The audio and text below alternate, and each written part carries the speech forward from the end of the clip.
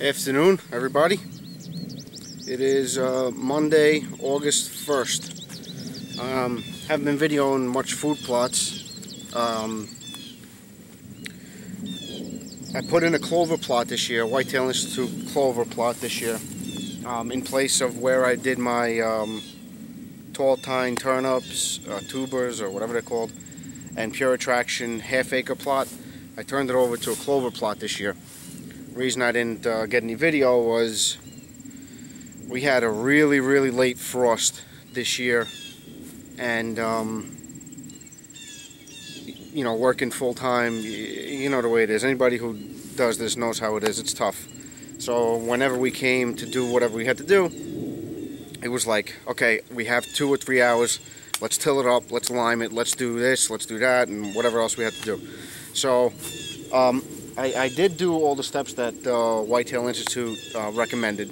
I did the soil samples as soon as the frost was over.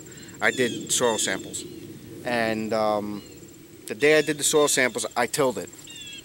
So I turned it over. It was pretty easy to turn over because last year was the fall food plot, so the turnips and stuff were growing in it. It was almost bad dirt when I did it. I tilled it over. I didn't come back into plant. It was probably April when I tilled it the first time and took the samples. Beginning of April. Then it was just terrible weather up in the northeast. It was rain, and it got cold again. It rained, and it kept raining and raining. Every weekend I wanted to do it, it was raining. I was able to till it again when I did the lime. That was two times that it was tilled. When I did the fertilizer, I tilled the fertilizer in lightly. The reason why I tilled it so much was because I wanted to get all the weeds out. And I don't know, I think it was about a couple days after I put the fertilizer in, I laid the seed on top. And I just covered it lightly with a drag. I didn't bury it. You know, it wasn't buried. I know what some people are saying, just lay it on top and leave it. I've watched plenty of YouTube videos where they just drag it in and it's fine. So I did that, and came back about a week, 2 weeks after that, and I did not see, well, I shouldn't say that. I was amazed by how much weeds were in the plot. I mean, the clover seemed minimal. I mean, for the money that I spent on the clover and the lime and the fertilizer, and the time that I invested with the tilling it 3 times, and, you know, soil samples and mailing it, and just, you know, everything involved with it, I said to myself, never again am I going to do a clover plot unless this thing takes off, and you know, next year it does a lot better, which I heard could happen. So I know what you're going to ask. How come you didn't spray the arrest and slay? I sprayed the arrest for grass. It called for half of the bottle. It called for a full bottle per acre. This is a half acre. I took half the bottle. I mixed it with 10 gallons of water and I sprayed it. And the arrest did not kill one blade of grass. I still plan on calling Whitetail Institute to complain. I'm not sure if I got it from them or if I got it from Cabela's. I hate the fact that I didn't video any of that because it really did not do anything. So, I mean, I'm talking the weeds were, there was some broadleafs. I know that the arrest doesn't kill the broadleafs, but there was grass that was 3 feet high. It seemed like, instead of clover, it seemed like I planted weeds and grass. So I was pretty, you know, down about that. So, after I sprayed it with the herbicide, I gave it 10 days, nothing. My dad came, still nothing. And I just asked my father, I said, you know what, just cut it, mow it. Whatever happens, happens. If everything dies, it dies. We'll plant a fall food plot in it. So he mowed it. And, you know, I'm going to show you in a minute. The clover is still pretty low, but you could definitely see a lot more of it. So, I'm sure you don't want to hear me keep talking, so I'm going to show you what we have.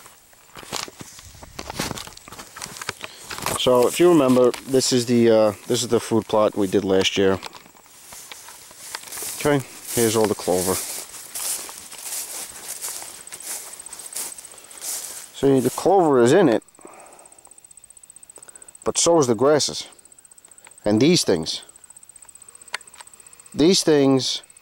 covered the whole bottom, probably a quarter of it. It was just littered with that kind of, I guess that's a broadleaf, that's not a grass. I do see some browning in some of the grass. So I guess maybe that might be the arrest working. I mean, up on the top part of it, this part of it was grasses. Down at the bottom, broadleafs. And I'm going to take a walk down. And these things, my dad decided to throw a squash seed in it. And that's what we have growing there. I mean, the clover is here. It's in here. But I don't know how long it takes for it to come in. See these things? This is what hopefully the arrest is going to kill. I can't do it today because it's wet. Again, it's been raining like crazy. But, I mean, the clover is in. I just drove by it with the truck. I'll walk right down the middle. I mean, the clover, it is in, but a lot of grass is in it too. I think I might have to sharpen the blades on the brush hog. See, this is all grasses. And in the grass, you do have some, you know, you do get some clover in it. Some parts come in better than others. I guess I could, I'm not sure if I want to keep this or not. I mean, some parts where, you know, it's nice and lush, like right there, it's nice. No, not too much grass, not too much anything. That makes me happy. But when I see, you know, all this stuff, I don't really love it. So we got good clover in here.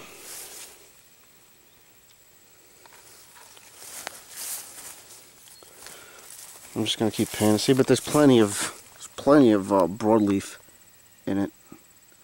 So I'm hoping if I mow it a couple more times.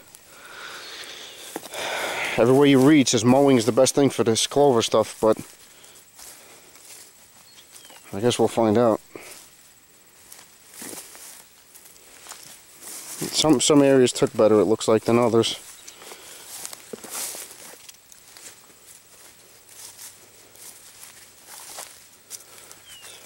This side,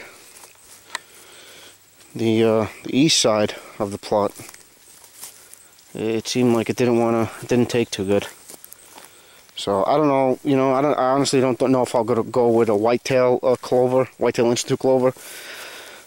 I've read what's on the bag, and I'll probably just buy it at an Agway and I'll spread it that way. I mean, the whitetail institute clover is very expensive, and I know it's engineered and all that stuff, but you know what? I invested probably $200-300 in this thing, plus 10 hours of work minimum, and I didn't get such great results. See that? It was thick in here. This was all that. See, in here the clover starts to get real thin. You don't see much in it anymore. You see it in strips for whatever reason.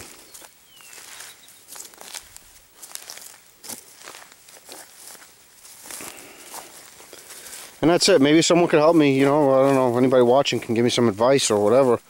But I did everything according to the bag. I mean, last year I followed the bag and I had phenomenal results with the fall food plot. This year I tilled it a bunch of times to kill weeds, and it looks like I was sent a bag of weed seeds. And this is it. It sucks. You know, the more I look at it, the more I'm wondering I should just turn it over. Till it under, throw it under, and plant an annual.